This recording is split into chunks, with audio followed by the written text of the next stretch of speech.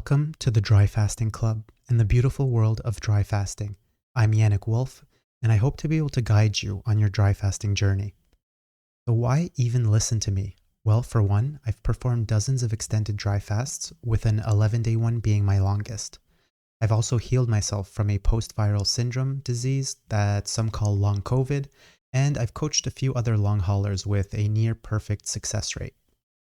Before we continue, it's important to note that the information provided here is done to the best of my experience and research. However, it should never be taken as medical advice. You should always speak to a medical professional about your decision to attempt fasting in the first place. Please treat this information as entertainment only. So this episode will focus on why prepare for a dry fast and how nutrient absorption is impacted, liver and colon cleanses, and why juicing may be the key to your next successful fast. So I'll talk about deficiencies, hydration, alkalization. We'll talk about the best juices for liver and colon cleanses, the ones that I specifically use. And I will talk about the Wolfe Juice Prep Protocol 2.2. Yes, I've been updating it. I'll also talk about how do most people prepare for a dry fast, and I ran some polls on Reddit and our Dry Fasting Club Discord group. So before we continue, fasting is an ancient art that requires nothing from us other than time and discipline. Remember this when someone tries to sell you their miracle powders with wild claims. Fasting has been around forever, and it makes its appearance in all religious texts. And even in ancient Greece. We've stopped treating the body as a whole and have started focusing on its bits and pieces. It's time to take back control of our health and open our minds to the ancient wisdoms with a healthy mix of science and skepticism. I look forward to exploring the most powerful form of fasting with you. Please make sure you also join the Dry Fasting Discord group. Use it to post your experiences and provide yourself extra accountability. The link to the Discord, as well as references to the topics discussed, will be in the notes. Okay, let's get started. Preparing for a dry fast involves taking certain steps before beginning your fast. There's a lot of common sense that comes into play here.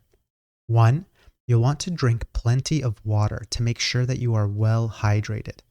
This also includes eating a well-balanced diet with lots of fruits and vegetables so that your mineral supplies are well stocked up. So without these, you can drink a lot of water, but you just end up peeing most of it out. Electrolytes are very important.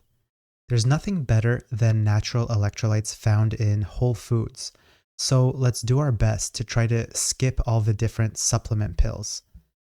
2, detoxifying is another hugely important step, and it involves a lot of things like detoxifying organs, lowering your amount of sugar you eat, caffeine, and also nicotine consumption. Being able to start the fast with less of these addicting substances circling in your blood will lead to an easier fast. 3, having a healthy level of vitamins is always a good step and may require the use of a multivitamin to top the levels off. It's really tough to build up good vitamin levels if your previous diet was terrible, but it's much better than nothing. This is also where juicing a few days earlier comes into effect. 4, hydration. Even though the key is the electrolytes, you'll have to make sure that you're getting a lot of liquid in the form of water. You'll want to fill up your inter- and intracellular water reserves so you're not starting from a deficit. After all of this, there's another aspect to preparing for a dry fast, and it's preparing for it mentally. Believe it or not, many people fail at this part. Mentally preparing for hunger, boredom, thirst, and pain is very important.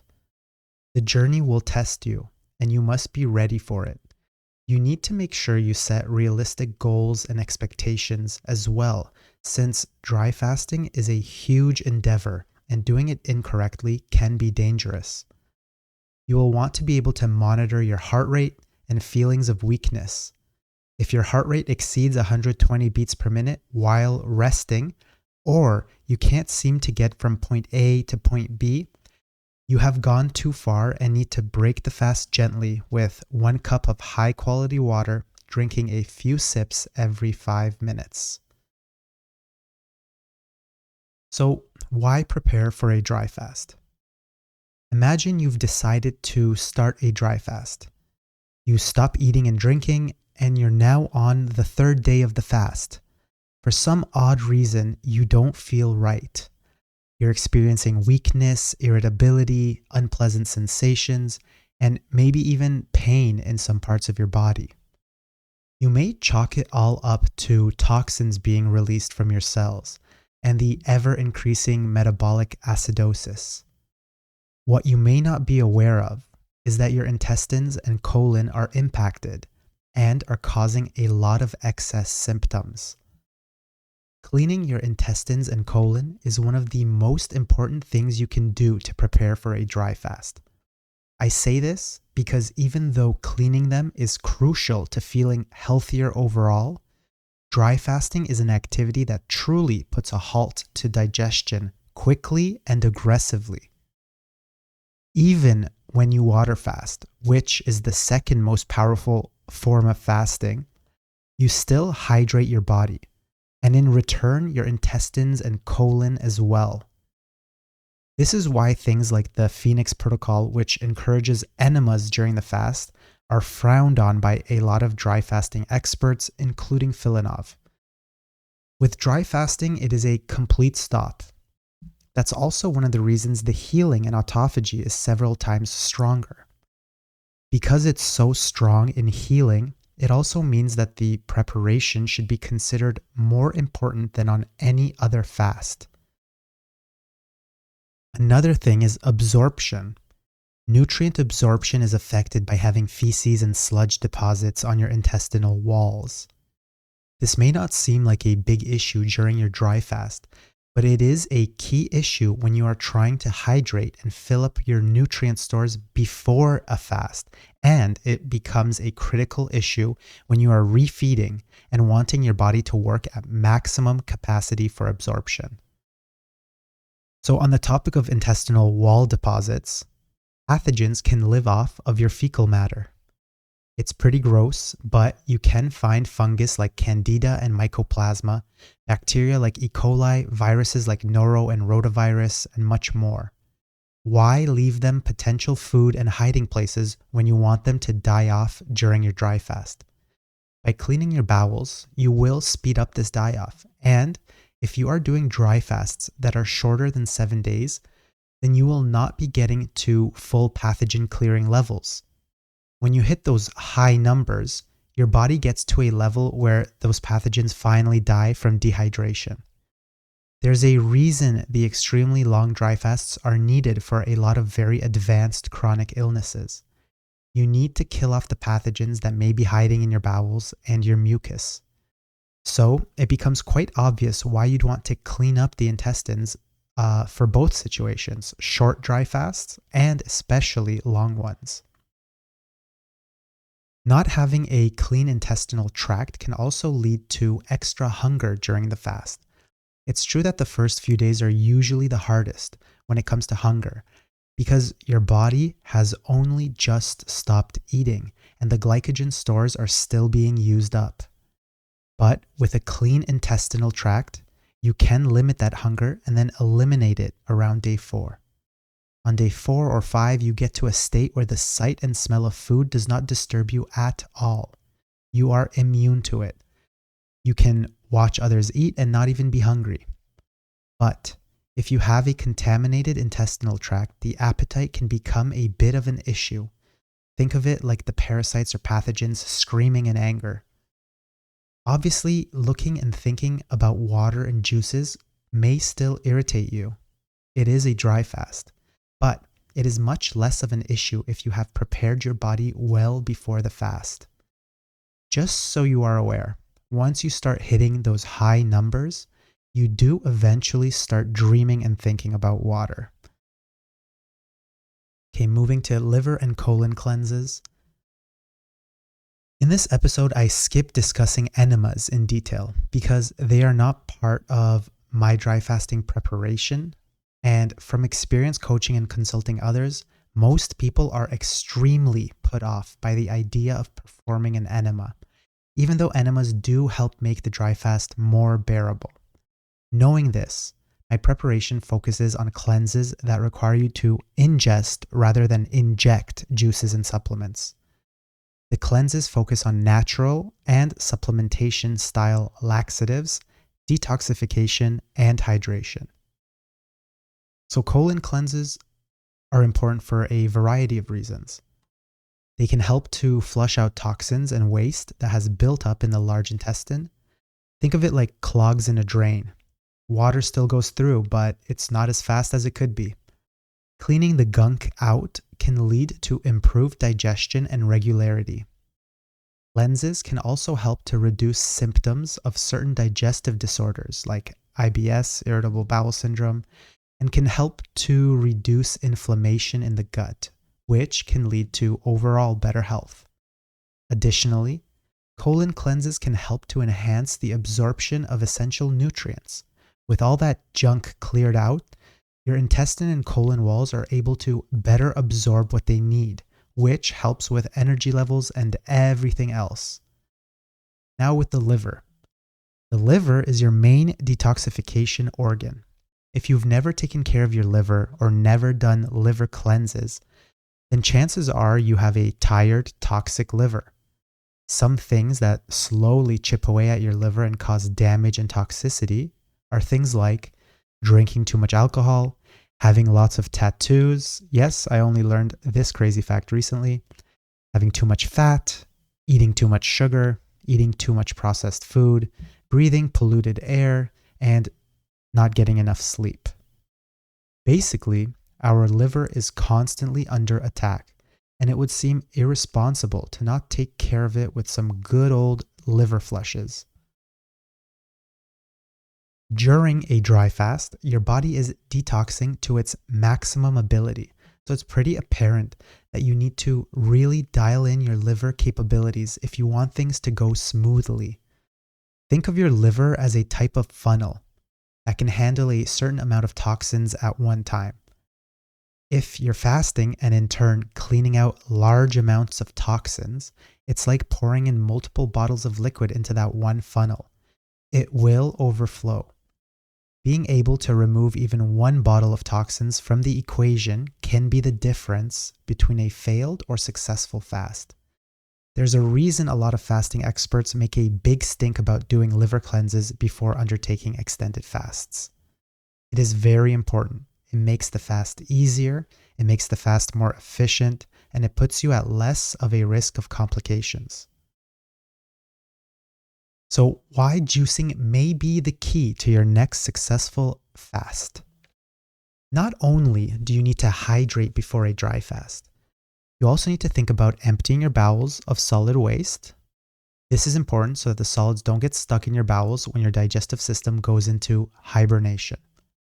You also need to think about topping up on minerals and trace elements before you jump into an extended fast. You don't want to be entering a dry fast with deficiencies in certain areas. Your body uses minerals and electrolytes to balance the body's pH system. This is why you also need to think about preparing your body for the high metabolic acidity that comes with deep ketosis. Metabolic acidity is what triggers things like the acidotic crisis. Eating an alkalizing diet before the fast makes sure your body can handle all of that acidity much better.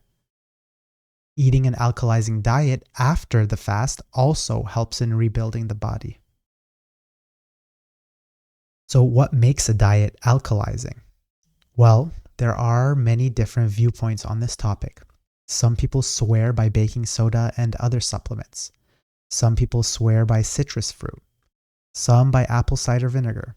But ignoring all the different options and ideas, it's pretty common knowledge that most fruits and vegetables are alkaline promoting foods, while dairy, eggs, meat, grains, and processed foods are more acid promoting food and should be stayed away from before the fast and shortly after the fast.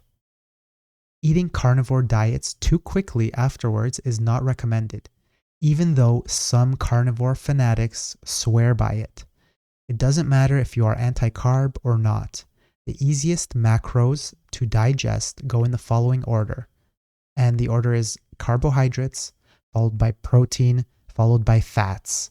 And then if somebody wants to throw it in, you can mention fiber as the last one because it's indigestible.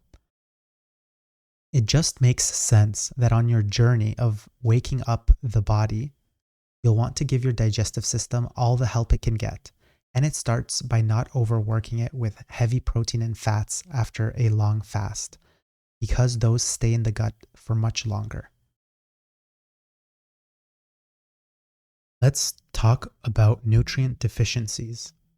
Remember this, it is possible to be deficient in almost every nutrient. With our soils becoming more and more depleted of nutrients and minerals, it translates into less nutrient-rich foods. So you need to eat a lot more of them to get the required nutrients.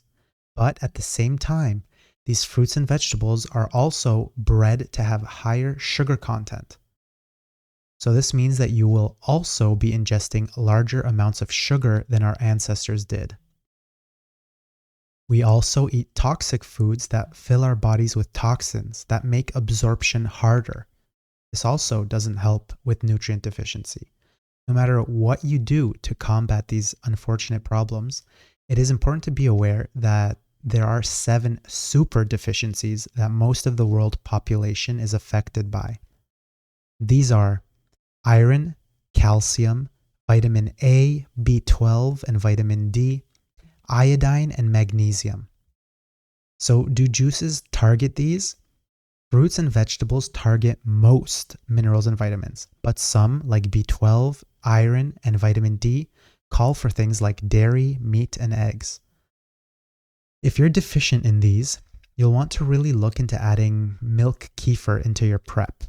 I highly recommend it as a necessity for exiting an extended dry fast as well as preparing for it.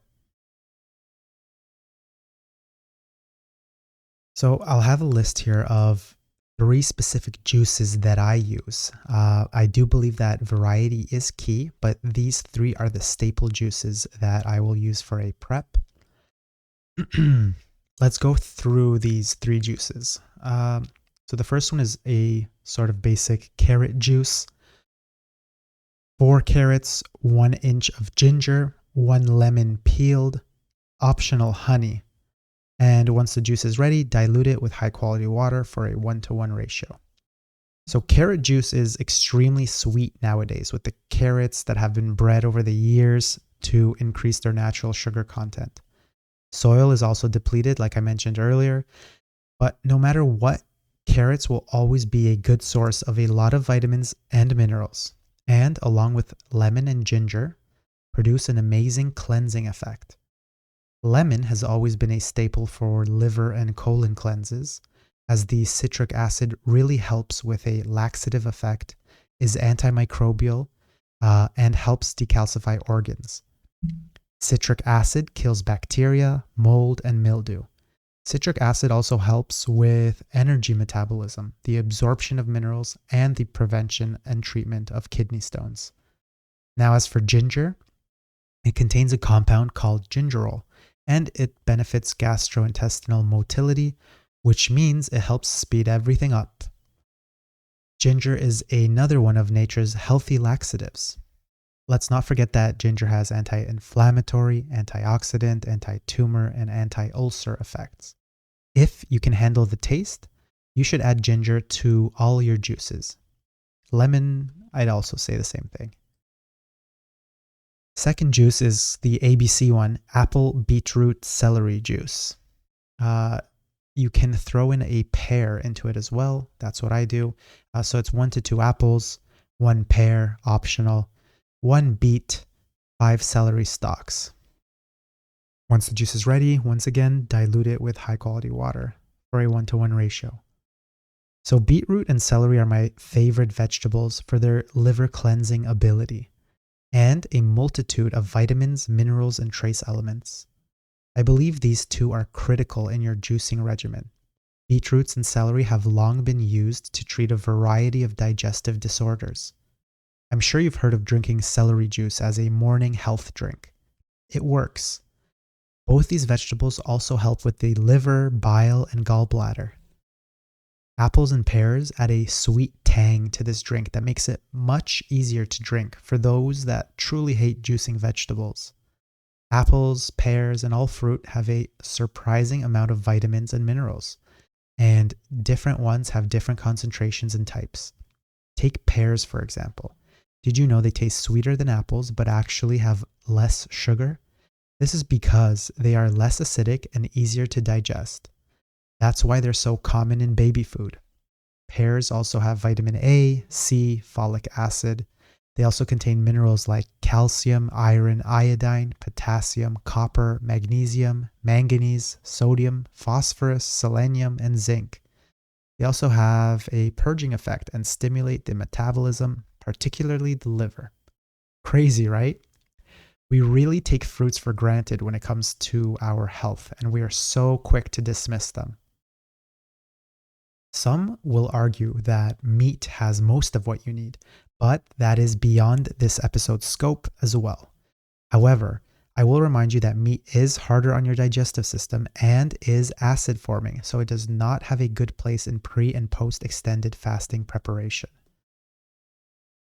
And the final juice is a tasty, simple citrus juice. It is orange and lemon juice. So 2 oranges peeled, half a lemon peeled, 2 centimeters of fresh ginger, 1/8 of a teaspoon of ground turmeric.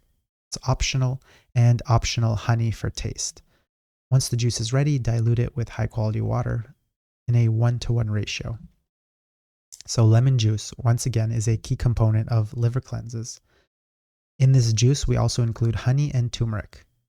Honey has always been a great medicinal sweetener, not something that should be eaten daily in large quantities, as it's still a simple sugar, but definitely better than most other simple sugars out there. Honey, which is liquid, includes water and a lot of trace minerals, enzymes, and medicinal compounds. But this is usually only true if you are getting good organic wild honey, not some of those really cheap ones where they feed the bees only sugar and mass produce it. Turmeric also ensures the natural and smooth flow of the bile duct, which is a liver cleanser. Turmeric prevents alcohol and toxins from turning into harmful compounds that can damage the liver. So this combination here is very powerful and cleansing. So basically the goal should be to mix and match fruits and vegetables while keeping to a core of powerful liver cleansing ones. Personally, I am still exploring and experimenting with different fruits and veggies. The 3 juices mentioned above are staples in my preparations for a dry fast. I prepare by doing at least 3 days of pure juicing with also supplementing iodine and making sure I drink some magnesium citrate each evening. Basically just tops up that magnesium deficiency while also stimulating additional laxative effects. Not to mention that taking activated charcoal during the week leading up to the fast can be hugely beneficial by lowering the overall toxicity levels in the body. This means you get to enter the fast with a less toxic body, which is a massive advantage. This translates to fewer headaches, less fatigue, and other uncomfortable feelings. So when juicing, make sure to dilute the juice with at least double the amount of water. So if you have 1 liter of juice, after you get through all the fruit and veggies, make sure you mix it with 1 liter of water for that 1-to-1 ratio I keep talking about. This is how you make sure that you are focusing on rehydration. So I've basically sort of described a little bit of the my juice prep. I call it the Wolfe Juice Prep Protocol 2.2. Yes, I've been updating it consistently. So a 3-day juicing preparation protocol that includes juicing to cleanse the bowels and liver, hydrate the body, and detoxify the body in preparation for an extended dry fasting period. I call this one the speed run prep, and I believe it's close to the bare minimum to be able to say that you've actively prepared for your fast.